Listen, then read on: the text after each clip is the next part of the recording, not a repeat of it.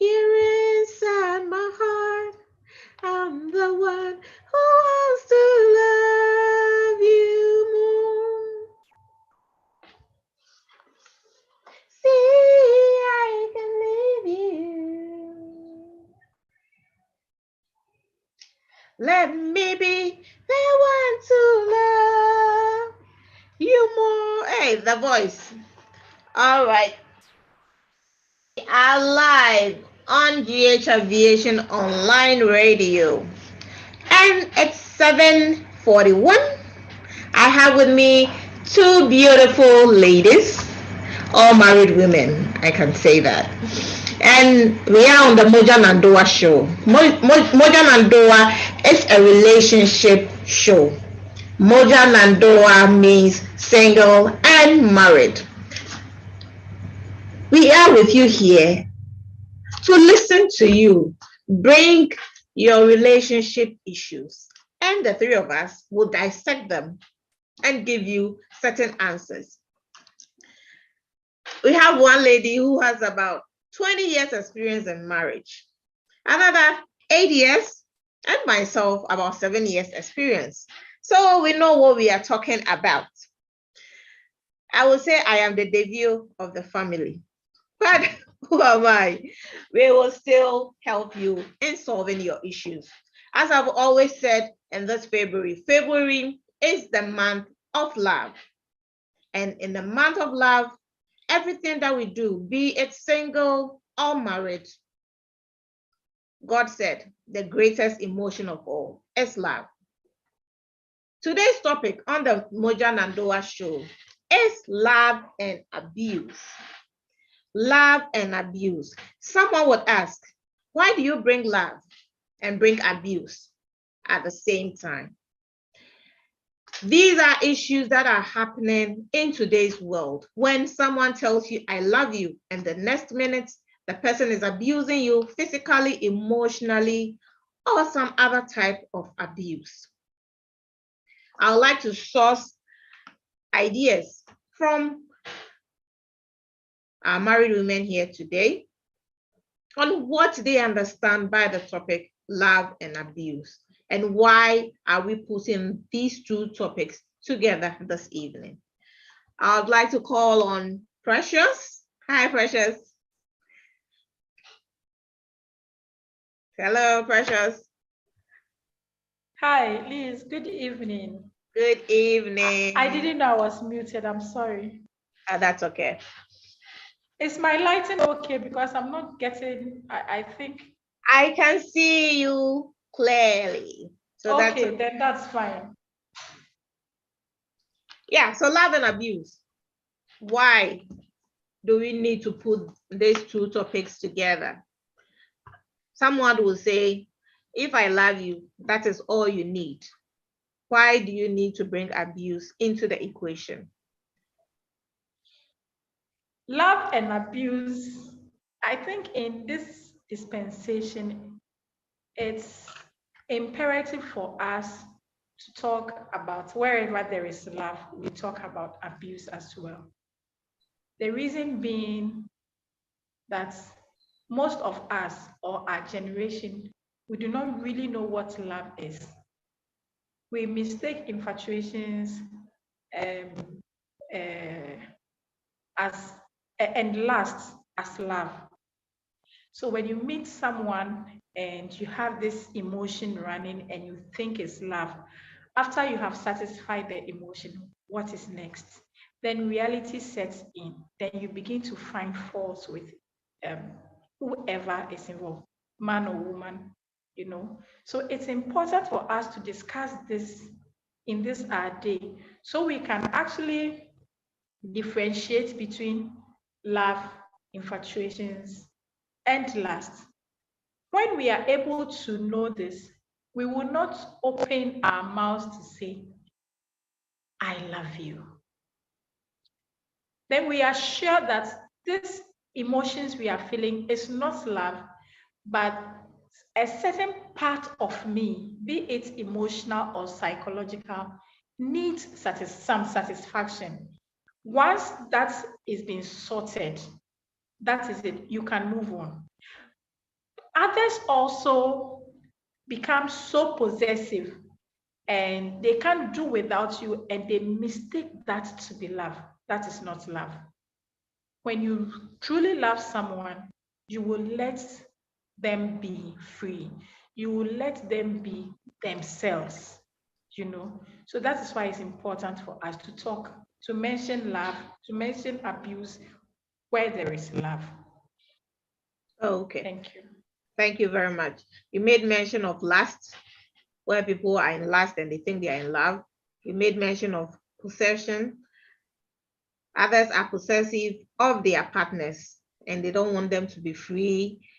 They are always with them wherever they go. And I think that is also another form of abuse, not letting your partner be free to do what they want to do. All right, I would like to call on Cynthia. Hello, C. Okay, C has dropped off the call. As we wait for her to join us again, Precious, you are a counselor.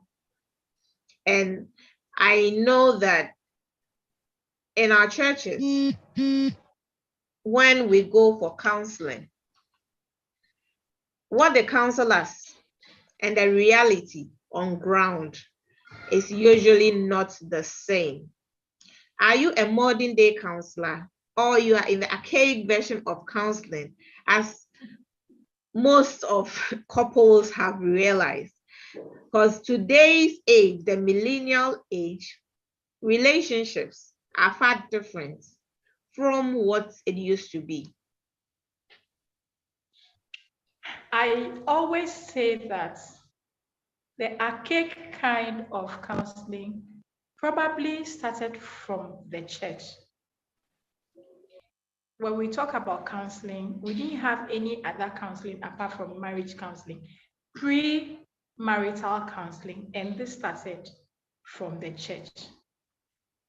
And I always say that the fact that you have the pulpit, the fact that you preach the word does not qualify you to be a counselor.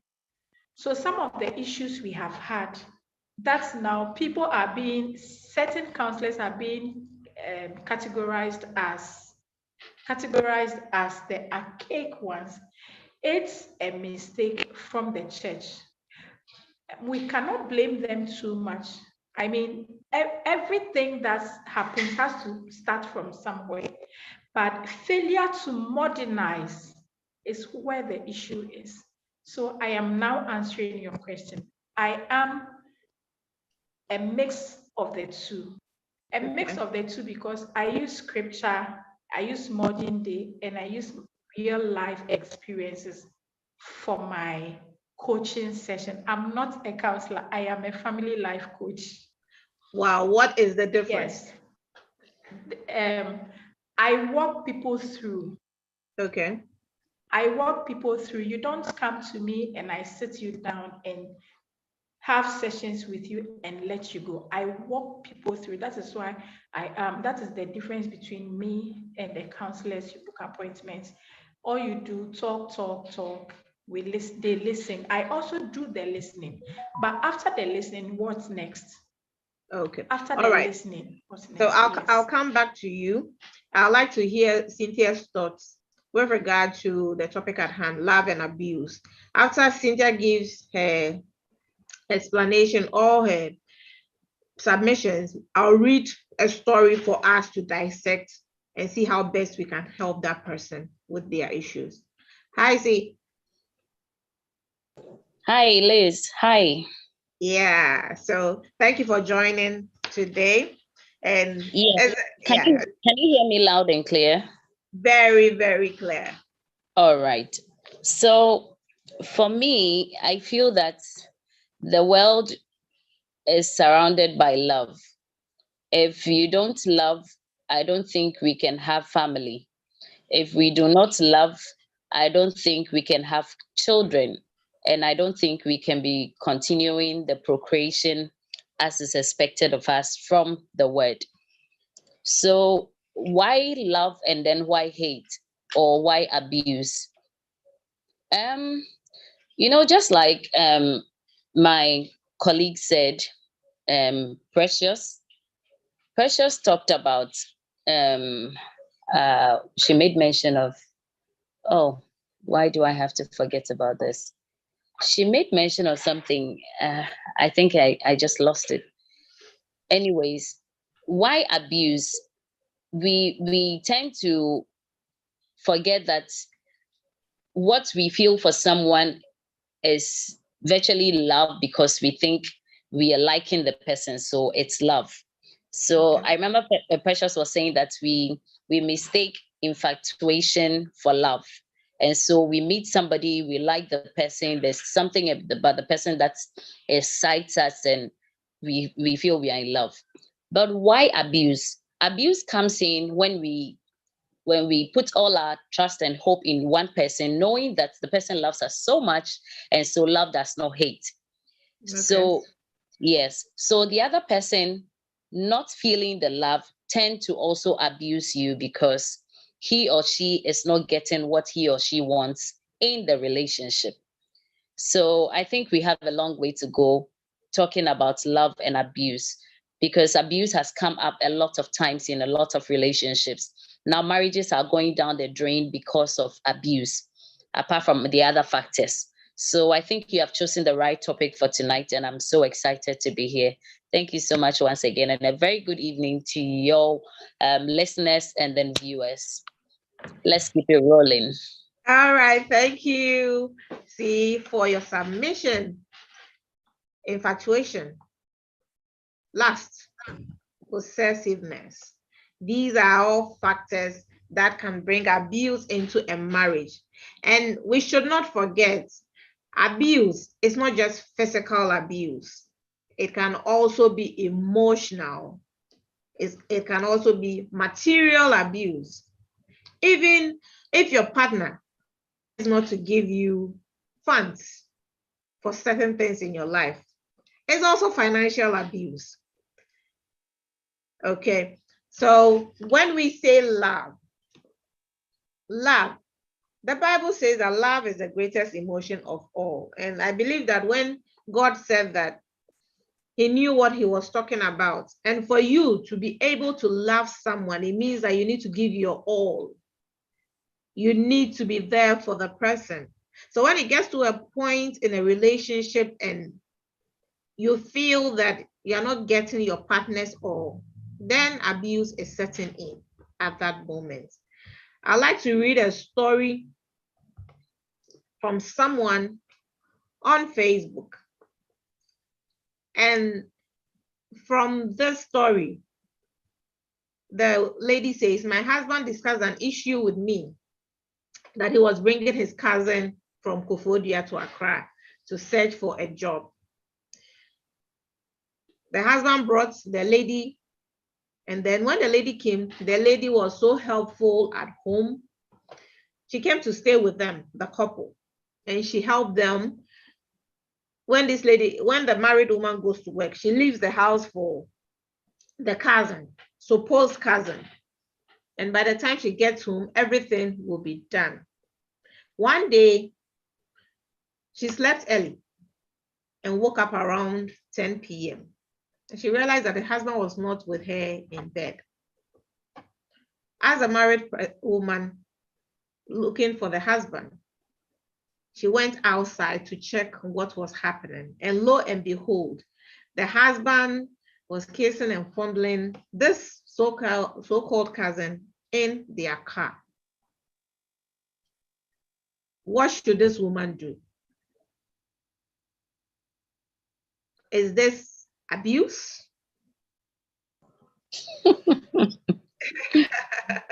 Oh dear. Yeah. So someone's true life story. Precious, are you there? It's Precious hearing. What should she do? Yeah. Yeah. Okay. In this instance, I will make sure the two see me if I were the lady. I don't know if they saw her or not, but I'll just make sure that you have seen me, just to be able to prove a point that I was there when it was happening. So you don't go denying, because they might both deny that they were not doing it. So yes, so once you see them, you can just walk away and then go and sit and wait. When they are done, let them come. Then we can sit as adults and then talk. All I'll do is, so cousin, please, can you just leave my marriage alone? I want to deal with the issue with my husband, because she's a third party. I don't think this has anything to do with her. So whatever it is, if I were the lady, I'll just ask her to just pack her stuff and then go back to wherever she's coming from. And then I can have a one-on-one with my husband. If I feel I can take the heat, I can just walk away. But if I can take the heat, of course, love forgives. I'll just forgive and then we move on with our marriage. But it's not going to be that easy. Sometimes you need to take time and then sit back, pray for help from God. Sometimes talking to people doesn't even help. So you sit in your little corner, relax, take a deep breath, and then ask yourself all the dirty questions you want to ask, all the naughty questions you want to ask yourself if you were in the lady's shoe and you were in your husband's shoes. So for me, I'll just let her go and then I'll deal with my husband. I don't know what Precious will also have to say, because I'm almost 10 years now. She's 20 years. So right. yes, I'm in my 10th year and I don't know, but this is what I would have done. Yeah. Yeah, so 20 years, 10 years. Hey, you can find you our remove. Hey, Auntie Precious. Let's hear your views on this.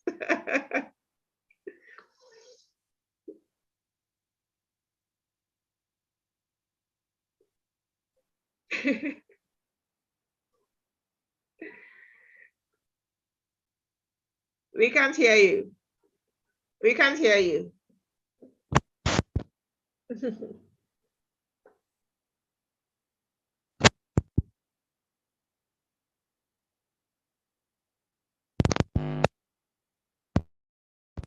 it better? Yeah, loud and clear. It's okay. All right. So like I was saying, congratulations, Cynthia. I wish I wish like 12 years ago, maybe when my marriage was 8 years, I could respond in the way you did. In fact, it's the very perfect thing to do now.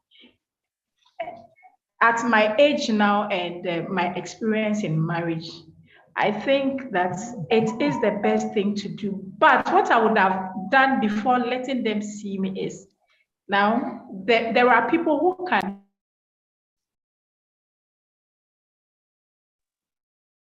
There are people, I'm sorry, I haven't, I'm supposed to be in another meeting, so the calls are coming.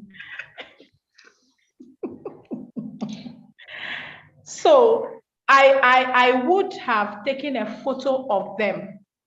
I would have taken a photo of them before making them see me, because people can lie. People can lie because you do not have evidence. They will deny. They can cook up stories. So with my phone, I will first of all take a photograph of them in the act. Then I will let the lady leave the next morning. Then whatever it is, we will talk about it. I will not fight her like people would do. That's why I said, Cynthia, congratulations. I mean, you've gone very fast to know that this is the best thing to do, you know? Okay. So after listening to all the answers, I'm just asking, like, would it be that easy? Seeing your husband and a supposed cousin in the act and just let them go like that? Because it's kind of like you are trying to protect your marriage in that sense. But you protecting your marriage and you protecting your sanity, which one would you choose? Liz, The you very know, first thing to do is to first of all protect your sanity before your marriage. Okay. You need to be sane to be constructive. You need to be sane. I mean, you can make all the noise protecting your marriage from a wrong point, from a wrong point of view. You understand?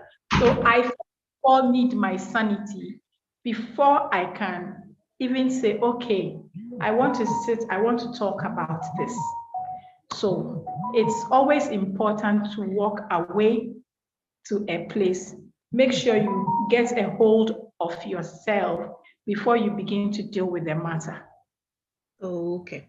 All right. So if I get you protecting your sanity would mean that move away from the scene. Be okay. Exactly. Okay. Exactly. Be okay before you Be come okay back. before you start talking. Okay. No, okay. Because for me, Hey, I know the kind of person you are. I know you can easily kill that lady. I know. I know. But like I said, and like what Precious also said, and they say in Chi, when your time. So after seeing it, you just walk away. Then you can calm your nerves because at that point you're really boiling. I bet you don't want to be in that position. You'll be boiling. Even seeing stuff on social media makes you boil. How much more seeing it physically? Physically, right? there's a physical manifestation. Exactly. Hey, So I would just come in the car, pull out of it, because I just feel like you're abusing someone. No, but they abused you first, because you see, this is a case where you gave your trust out to someone, and you are in the house. It's not like you're not in the house. You are in the house, you are sleeping, and they are doing this on top of your head.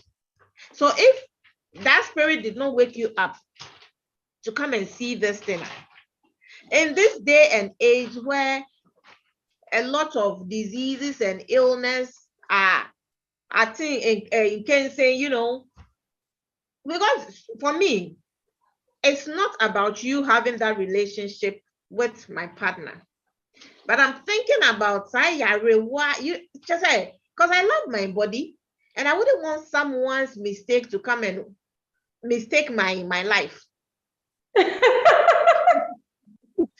So the first thing I'm gonna do, I will pull you from the car and ask you, Sister Nadine. So what if she stabs you in the process?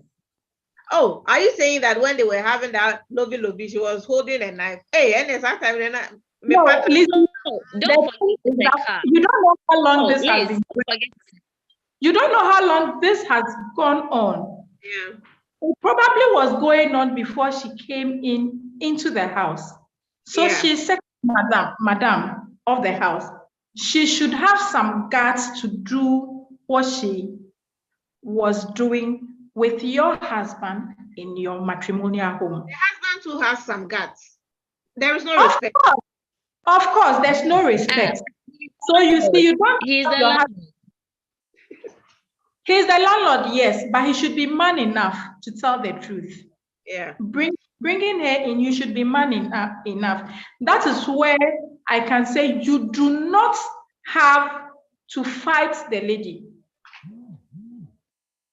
She shouldn't be the go-to first. You should trash things out with your husband. Send her out, trash things out.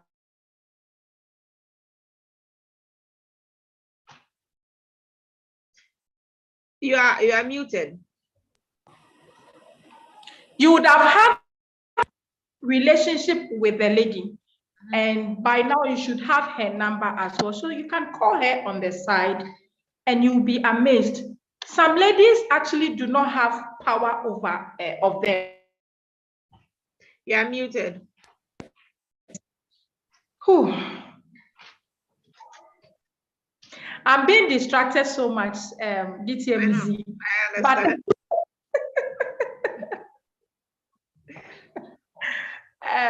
But, so when she leaves, you can now call the lady and find out certain things, not in a confrontational manner.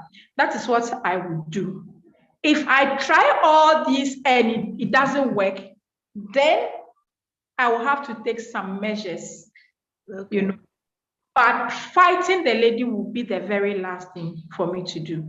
I can say, so not physical fighting, but you have seen the thing. You need to let them know you have seen it.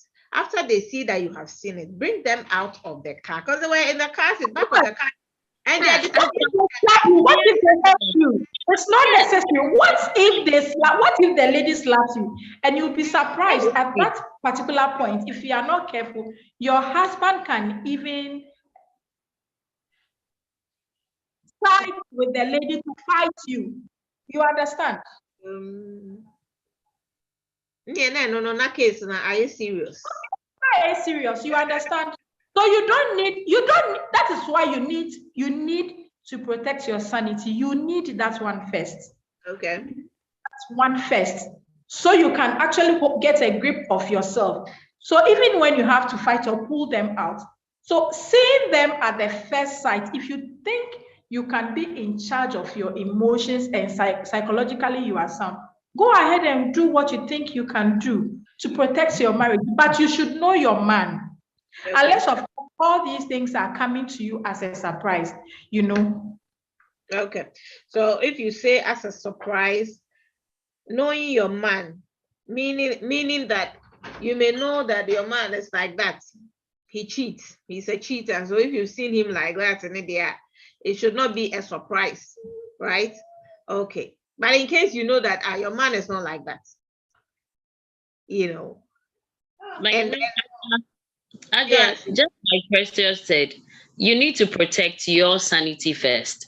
Okay. So you don't need to go attacking anyone physically. You don't even need to attack them emotionally or psychologically. Okay. Just protect yourself. You need to be alive to fight your battles. Okay. So why then go fighting? Even if you know he's a cheat, you don't go fighting him for being a cheat. After all, he's human. And in our African setting, most of our men are polygamous.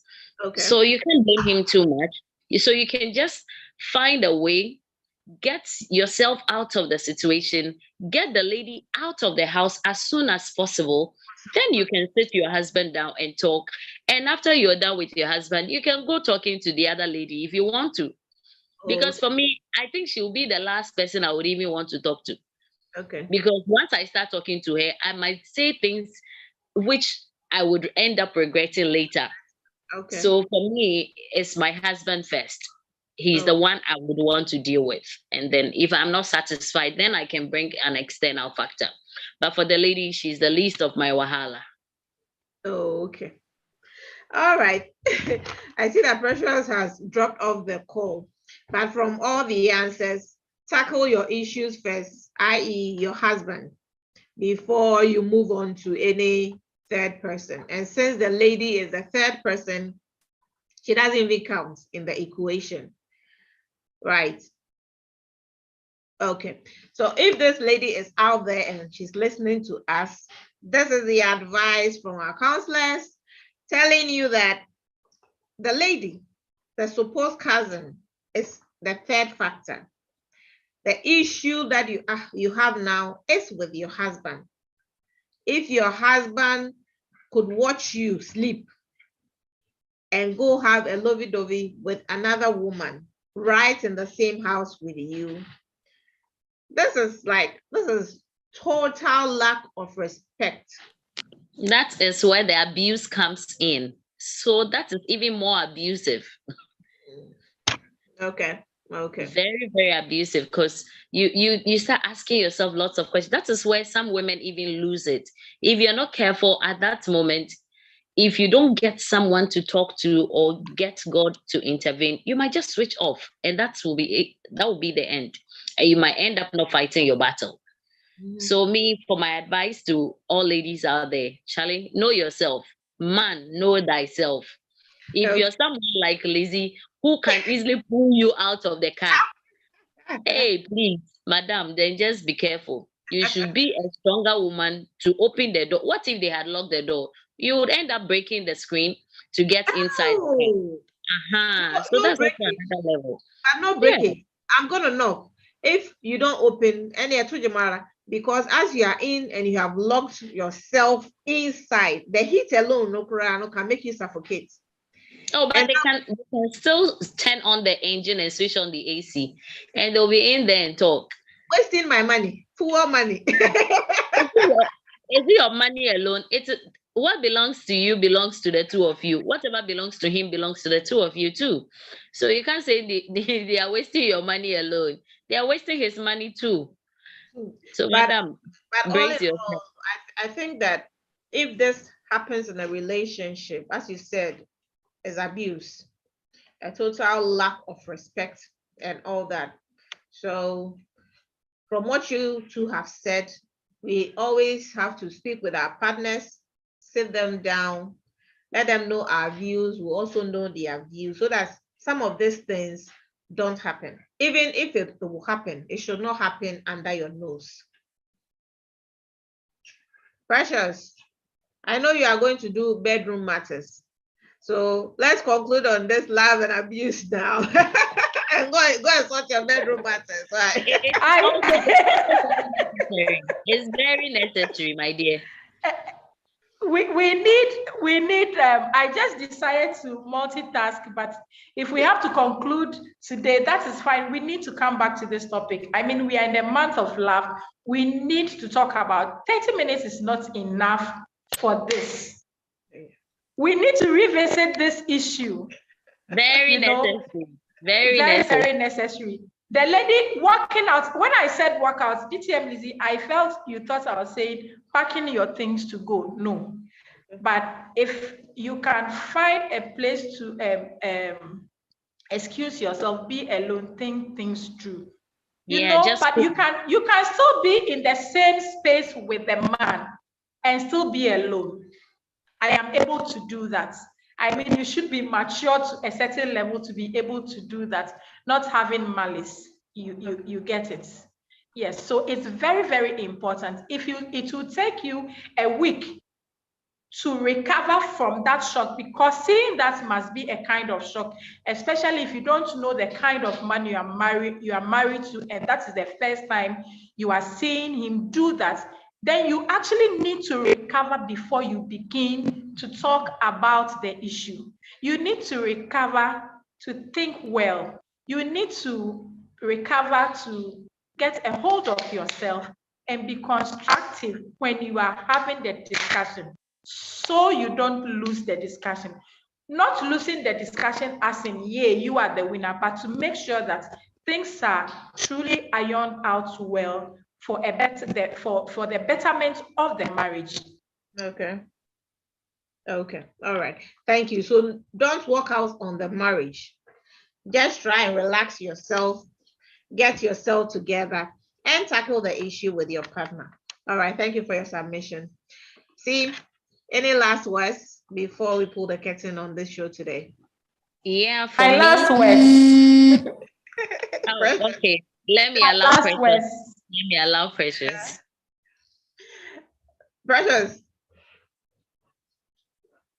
I'm saying those are my last words. All right then. Okay. Thank you very much. Thank you. Yeah, see. Okay, so I would also add that just like Precious said, we're in the month of love, and we should try and choose love over hate. No matter what it is you're going through in whatever relationship or marriage you are, already finding yourself in, let us try and choose love above all. Even if it hurts, if you think you can't take it, just walk away.